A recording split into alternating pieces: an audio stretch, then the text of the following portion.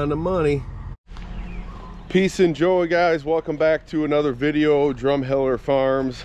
Today we have got a ton of stuff going on, like always. Chickens are going out on pasture. Got about 220 chickens, somewhere around 30 turkeys, and cattle are going out grazing for the year. Probably won't make it on this video. Pigs are coming tomorrow. First, I'm going to pick up some pine logs. You can see I got the dually fired up, hooked up to the old gooseneck. Haven't had that old girl out in a couple months. Gonna head out in to Pastured Tree Service. Guy, a friend of mine, he's been saving some pine logs for me. Not sure I've shown this, guys, in the video yet. This is a little sawmill that we picked up from a buddy, and it was just a really good deal, put together, ready to go. It's not a huge sawmill, but it's going to do everything I want it to do. And really what I want it to do is, if I'm working on the farm and I need a piece of lumber, I want to be able to just go saw it up. You know, 2x6, 2x4. I'm gonna make a couple things. I want to make a gazebo for the pond down there, or you know, a small pavilion. You know, I've got some small projects lined up for it. Again, not gonna get into the sawmill business or anything with that size of a mill, but it's gonna be perfect for what I want to do here on the farm. So stick around today. I hope you're gonna enjoy the video. We're gonna learn how to put chicks out on pasture, and you guys can check out our setup. Let's go.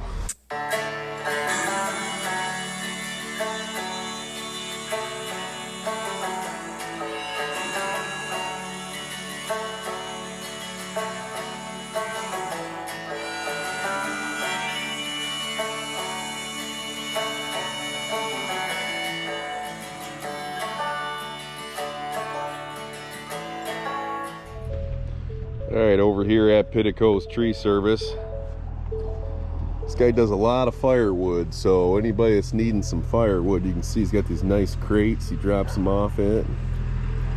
These are gonna make some good saw logs. Oh, I appreciate it, Brian.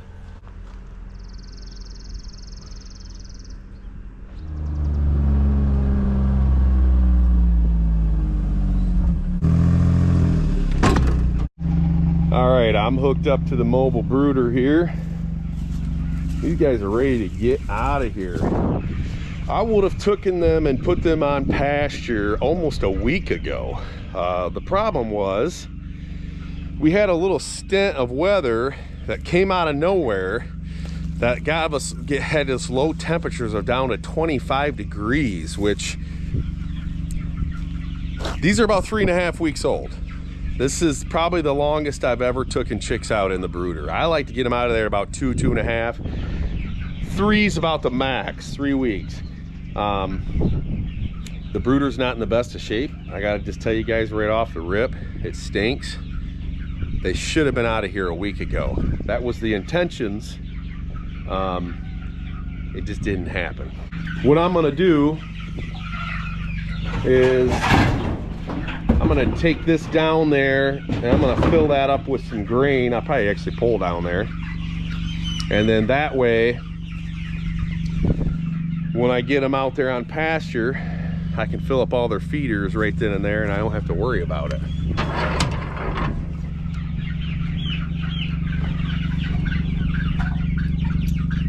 So you can see there's a lot of room up here they're not utilizing. They're not that packed, but they're ready to come out of there. They're also a little dirty. We had a pretty good rainstorm, and on a really heavy sideways rain, this will get a little bit of water in there on the bedding. And so what's happened is it returns, puts it on their feathers, and they don't look the best. But all that aside, they're going to pasture. So let's go.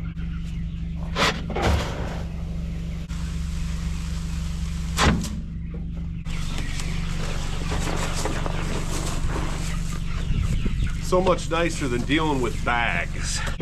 As always, I'll let you guys go along for a ride with these chicks on out to pasture.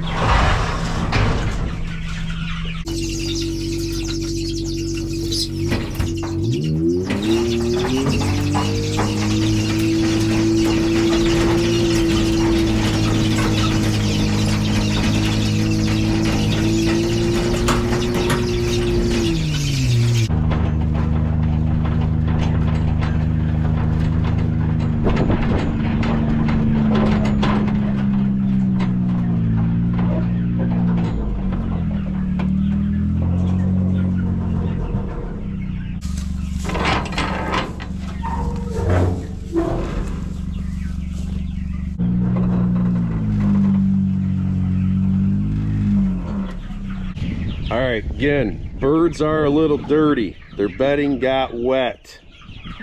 So try not to judge me too hard on the condition of the way these birds look. I'm not super pleased, but a couple days on pasture, all that'll go away.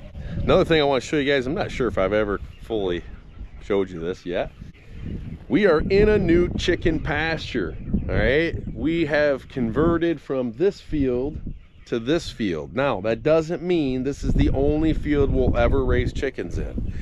What that means is, right now, this is going to be our primary chicken field, and we probably will be able to raise 1,500 plus birds in this field and never have to hit the same piece of land. If we do, we might go over things twice, but this is the cool thing I want to show you. We've installed frost-free hydrants every 100 foot or so, 150 foot maybe, right down the center of this field, which means I've got a 100-foot hose right here hooked up, and you see I can reach the turkeys that I'm about to put in there, and I can reach every one of these chicken tractors with this hose. I was filling up a lot of 5-gallon buckets every single day. That's a lot of time sitting there watching a 5-gallon bucket fill up. So, and hauling it back and forth, back and forth. So this is gonna save us a tremendous amount of time. I'm very, very, very, very excited to see how much time it actually saves us. I think it's gonna probably knock upwards of 45 minutes off of a chore day. Not looking forward to getting into that brooder. Like I told you, it's not the best of shape in there right now. Kind of stinks, but it's gotta be done. Now what we do is we use this slide, I call it. It's actually just some of the plastic there, the vinyl that we use for our chicken tractors. And I kind of toss the chickens one by one out here on this slide, and they slide right down into place. There's no double handling. We used to hand one to each other. Allison would help me, and this has made it super easy. One person can do it. Takes literally almost no time at all. Also, we're gonna be counting the birds. I wanna know how many I lost in the brooder. I wanna know how many I have on pasture. That way when I go take them into the processor, how many do I have left? How many did I lose in the brooder? How many did I lose out on pasture? Like I said in the last video, that might be a number you think you're gonna be able to keep track of in your head, but when you're running 250 birds out of whack, trust me, you wanna keep track. And it's really not keeping track for anything other than your own kind of records, right? One, you wanna know how many you're taking into processing, but the other thing is, you know, how successful are you? Are you doing something wrong? Are you losing a ton of birds in your brooder and you need to think about what you're gonna do? I think you're gonna find that even though these birds don't look the best today, the number of birds that I've probably lost in this brooder are very, very, very little. And we'll find that out here in about 10, 20 minutes. But I have pretty good success in this mobile brooder, and it's got good ventilation. So I think we're gonna find that my brooder is gonna be pretty successful again this year.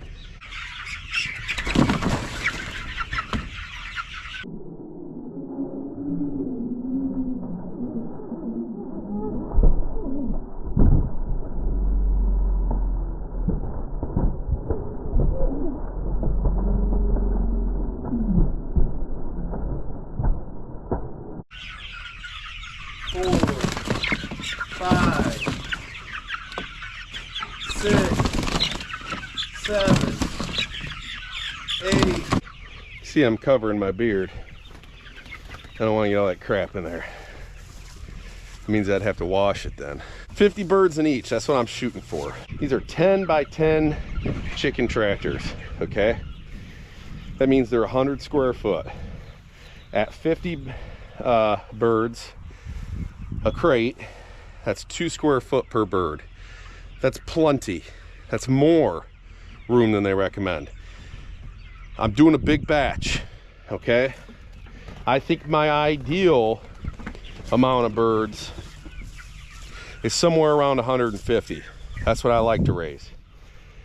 You know, 35 or so birds per tractor. They get a little more room.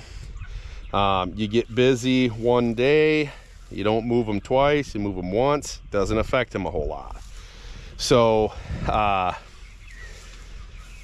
we're doing a big batch because this is a bonus. You know, we're 3.5, 4 weeks earlier than I've ever put chickens out on pasture.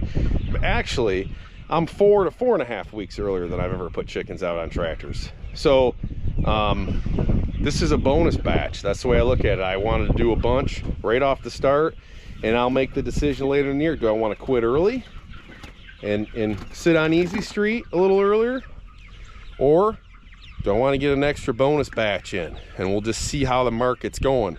Currently, we've sold almost all the roughly 1,500 birds we raised last year. What we do is at the end of the year, we raise a bunch of chickens as much as we can towards the end of the year. That way, when they're processed in, you know, November, basically, late December, we get them maybe early in November or October, late October, early November. We have enough to last us to this year, to this time. What I'm getting at, if our supply and demand increases, I'll keep doing more and more chickens. All right, guys, let's talk waterers on your pasture poultry operation. These are the Plasson auto waterers, okay? How these work is there is a spring-loaded mechanism inside here that opens and closes a valve to allow water to come out of these two ports. There's one on each side. So what happens is when you run the water low, the spring springs up, it fills it full of water, and then when it gets heavy enough to shut the valve off, that spring closes. That spring is adjustable through this screw-on dealy-dob right here. To adjust how much tension you have in that spring. And then there's a 1/4-inch water line that runs over to a 5-gallon bucket, okay? This is the part that really stumped me when I started my pastured poultry operation, because nowhere could I find how to hook the 1/4-inch line to your 5-gallon bucket. I tried epoxying a barb fitting, I tried all kinds of things. Finally, I come up with this. This is a 3/4-inch bulkhead fitting, okay? That has a gasket.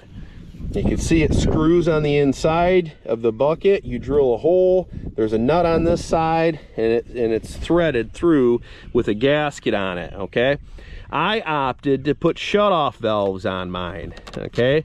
The reason why I did that is because when you first move these guys out onto pasture, for the first few weeks, they're not going to drink all that 5-gallon bucket. And, you know, there might be days where they might only drink 1/4 of it or something. And if that's the case, it's hard to move the tractor with the 5 gallons of water or 4 gallons of water on the front of it. So I'll shut the water valve off, remove it from the top of the chicken tractor, and put it a couple feet in front of it. And then, you know, this is just a pressure fit, so you can see how easy that goes. You just plug it in there, and it's that simple. All right, guys, I want to talk to you about feeders. Once you get your water set, you get everything kind of figured out. I'm still kind of playing around with these Plasson auto waterers.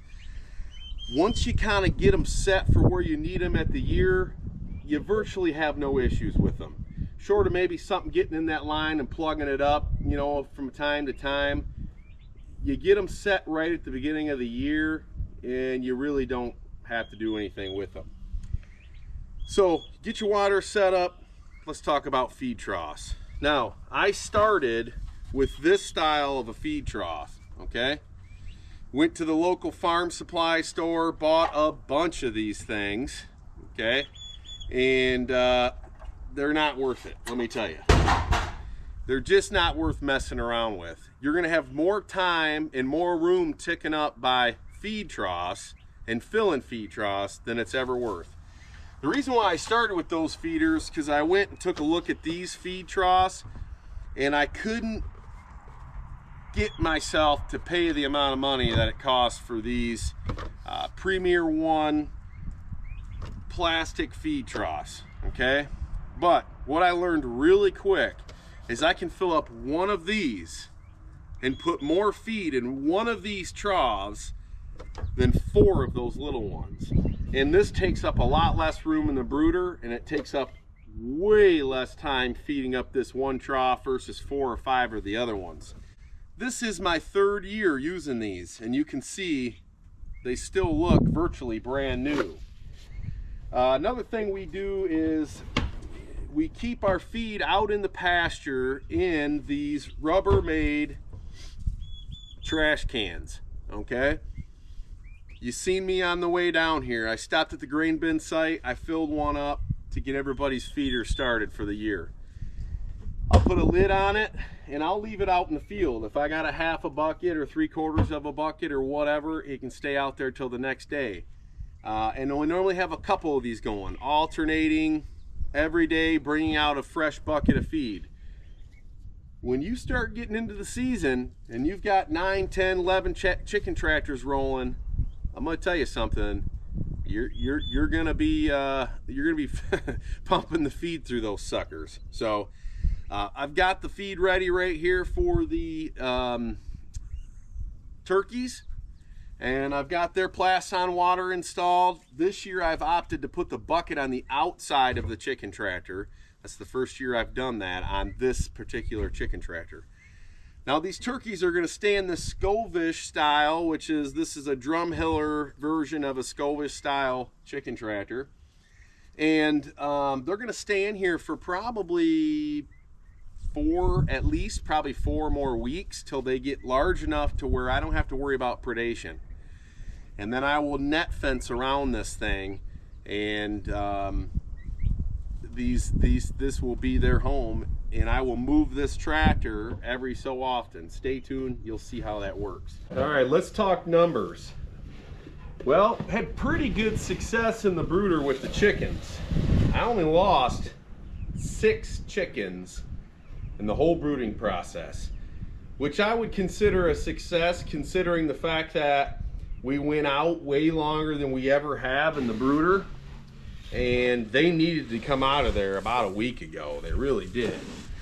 The turkeys, I'm not so impressed with the brooding of the turkeys this year. I lost half of the turkeys that I started with. I don't know if that's because they were brooded with the chickens. That's the first time I've done that. But I lost 12 turkeys in that brooder, and I'm not very thrilled to say that. Having said that, everybody's on pasture. Everybody's doing well now, and I'm hoping to have good success from this point on. All right, let's talk chicken tractors. Everybody's got their own take on the chicken tractors. You've seen our turkey one is a Scovish style. This would be a Soliton style chicken tractor. This would be the Drumheller Farms version of a Soliton style chicken tractor. What I used was hardware cloth. That's 1/2-inch mesh.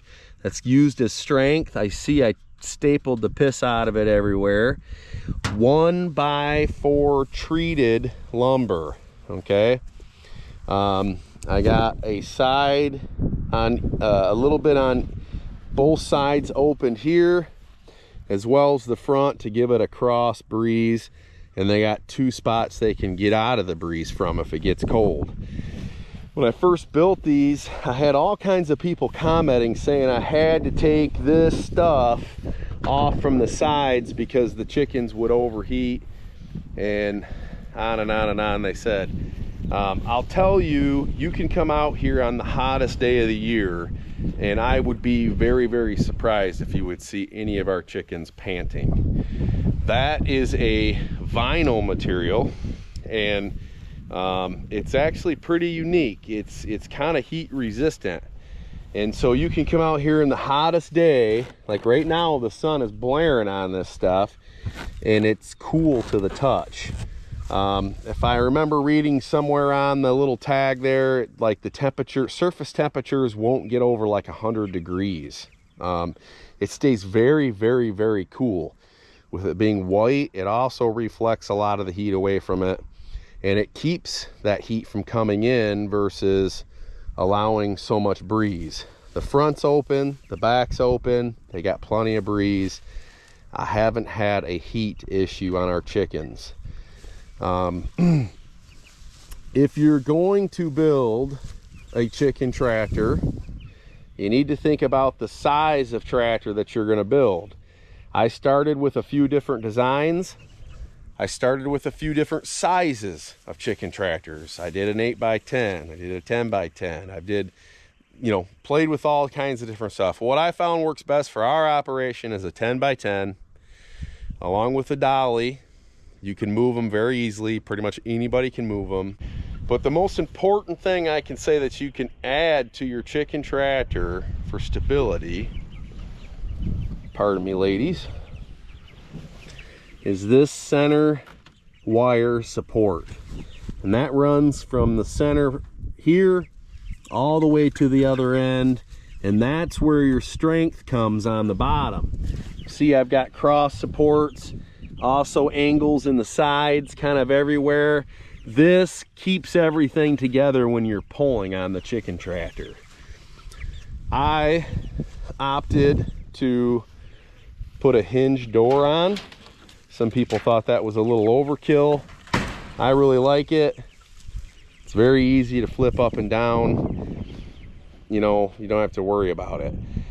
If I was to rebuild these, or if I was to make any change to them, what I would do is I would put the plastic over here on the door and leave that side open, because they do like to come in and sun themselves. A lot of them are doing that right now because it's a little cooler of a day. The problem with having the door open is now I have to sneak my feeders underneath there so that they don't get rained on if the weather gets bad. Where if this door was covered, all I'd have to do is open and close and put the feed right here in underneath the door.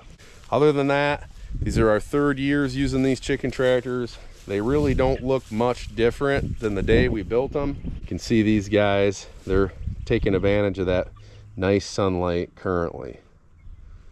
Soon, those babies will be full of chickens. And then that's when the work gets really cut out for you, because it's a never-ending revolving door. Picking up chicks every week or month from the post office, always brooding chicks, always chicks on pasture, always getting ready to take chicks to the processor. All right, the last thing I want to tell you guys, and I'm telling you, it's important. For the first year, I was very religious about washing my hands every time I got done dealing with chicks. The second year, I got a little lazy doing that. And I gotta tell you, I got sick as a dog. And I got a bacteria infection in my stomach is what I did. And essentially it was from sweating, wiping your face, opening my water bottle, having chicken crap on my hands. So, as a word of advice, all I can tell you is take precautions. That sickness that I had is something you don't want to have to deal with, I can guarantee you. I was down for about 7 or 8 days. I couldn't keep anything down. It was just, I won't go into detail. I'll spare you the details and just tell you that I had temperatures as low as about 94.5 degrees and as high as 103. I was all over the place.